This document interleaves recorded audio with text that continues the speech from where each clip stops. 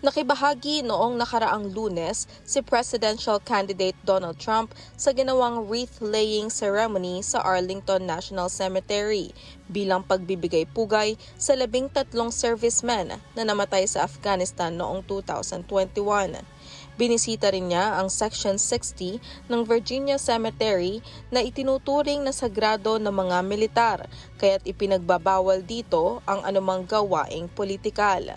Sa kabila nito, ang mga video na kinuha ng kampo ni Trump sa naturang lugar ay ginamit ng kanyang grupo upang gumawa ng mga patalastas para sa kanyang pagtakbo. Pinuna naman ito ni Vice President Kamala Harris at sinabing ang mga lugar na ito ay upang parangalan ang mga bayaning nagbuwis ng buhay para sa Estados Unidos at hindi para gamitin sa politika. Dagdag pa niya, binastos ng dating presidente ang sagradong lugar upang makapamulitika.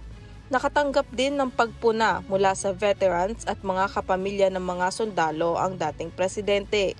Depensa naman ni Trump, ang mga kapamilya ng mga sundalo na namatay sa Afghanistan ang nag-anyaya sa kanya na pumunta sa sementeryo. Sabado, August 31 nang mag-post ng video ang kampo ni Trump sa kanyang Truth Social account na nagpapakita ng suporta sa kanya ng ilang kamag-anak ng 13 sundalong namatay sa Afghanistan. Sa naturang video, ipinagtanggol ng mga kaanak ang ginawa ng dating presidente habang kine-question naman ang suporta ni Harry sa mga namatayan. Carmela Marinda, humahataw sa balita ngayon.